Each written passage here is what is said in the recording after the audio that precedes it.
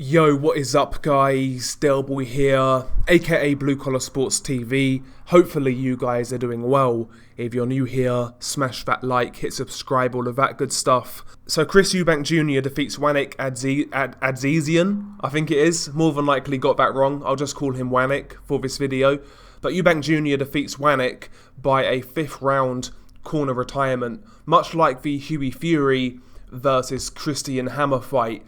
And, you know, this fight really was a low-key sparring session for Chris Eubank Jr. And we expected that going in. I wasn't really expecting anything of Wanik in this fight. I think he was ranked like 120th in the world on BoxRec. So I wasn't expecting much. So I wasn't all that disappointed. But nevertheless, the fight started out relatively quietly. In the first round, neither guy really was committing to their shots. Eubank Jr. was stalking Wanik and, you know, pouring with his lead hand, but he really wasn't throwing many punches. I think Eubank Jr. landed a couple of good right hands in the first round, and Wanik actually landed a couple of good jabs and a couple of good straight left hands, being the southpaw. So you could argue that Wanik won the first round, to be honest. Round 2 was more of the same. Eubank Jr. once again kind of stalking, pouring, looking for his openings, looking at what was in front of him. Wanik was trying to box, use lateral movement, be elusive, etc., maintaining range, but he wasn't doing much of his own, to tell you the truth. He was throwing the odd jab, the odd left hand. Eubank was forcing the pace. Again, he didn't throw too much. Round 2 was close, but I felt Eubank did the better work. And after the second round, Eubank really started to slowly go through the gears. In the third round, Eubank was a bit more aggressive. He let go of a couple of combinations, as he does, and he started to target the body, which definitely affected Wanik. Eubank landed a couple of good left hooks to the body, a couple of good overhand rights, and what I liked in round 3, Eubank Jr. was using his lead hand to basically split the guard of Wanik. Then he would throw his right hand, and he did that a few times in this fight. That's definitely a good setup technique to land that right hand against a cagey guy like Wanik. And yeah, round 3 was a clear Chris Eubank Jr. round. Round 4, once again, Eubank Jr. on the offensive, pushing Wanik back, had him against the ropes on a couple of occasions.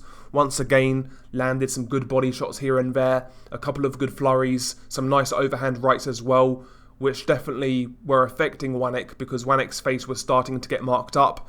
In round 4, though, Wanik did land one really good straight left hand, which caught Chris Eubank Jr. bang on the chin. It didn't hurt Chris Eubank Jr., but he definitely, it made him reset, put it that way, and it kind of, made him reset. Didn't hurt him, but a good shot by Wanik, but really that's all he did in the 4th round. And round 5 was the final round of the fight. Once again, Eubank Jr. was stalking Wanik. At this point in time, Wanik is in complete survival mode, to be honest, just, utilising lateral movement. He wasn't throwing many punches. He would throw the odd southpaw lead here and there, the odd get-off-me jab, but he really wasn't throwing many punches. Eubank Jr. was landing the overhand right. Once again, body shots when Wanik was on the ropes, and he really was just kind of slowly starting to go through the gears. Round 5 was another Eubank Jr. round. And at the end of round 5, once Wanik got back to the corner, he quit basically. So that's all really the fight was. It was a glorified sparring session for Chris Eubank Jr. You could tell that he was going through the gears. You could tell that there was more to come. And at the end of the fight, Eubank Jr. definitely looked a little pissed off, put it that way. So yeah, I mean, it wasn't a competitive fight. It wasn't really a great watch. But Eubank Jr. got a few rounds in. And for me, it's hard to judge Eubank Jr. under Roy Jones Jr. To me, it's clear that Eubank Jr. is working on a lot with Roy Jones Jr. And I've seen that in his performances against Marcus Morrison and now Wanik. And he can afford to do that against those type of guys, but when he steps up again, he needs to set that style and stick to it, kind of thing. He needs to stick to a style and figure out what it is, because Eubank right now is kind of trying to box, trying to be like a one-hitter quitter, like landing single shots. Then he will actually try to utilise his usual combinations. He needs to kind of, I don't know, it's like he's overthinking things in there right now, and he's not really sure what his style is. That's how I'm reading it anyway. But yeah, I mean, it was what it was, really. I mean, hopefully now Eubank Jr. gets a big fight towards the end of the year. I know they're talking about Liam Williams. I think Liam Williams in December would be a great fight for Chris Eubank Jr. It's not pay-per-view, and I've heard a rumour about putting that fight on pay-per-view if it does happen, but I think that's a good fight for Chris Eubank Jr. Liam Williams is definitely a good European level fighter.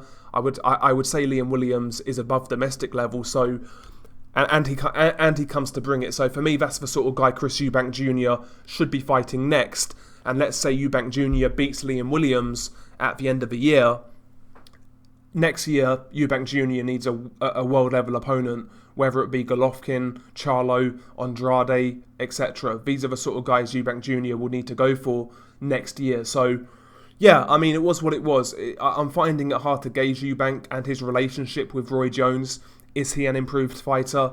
Ultimately, we'll only find out when he fights an elite level guy, so hopefully that happens soon. Anyway, share your thoughts below. It's been your guy Delboy. Peace.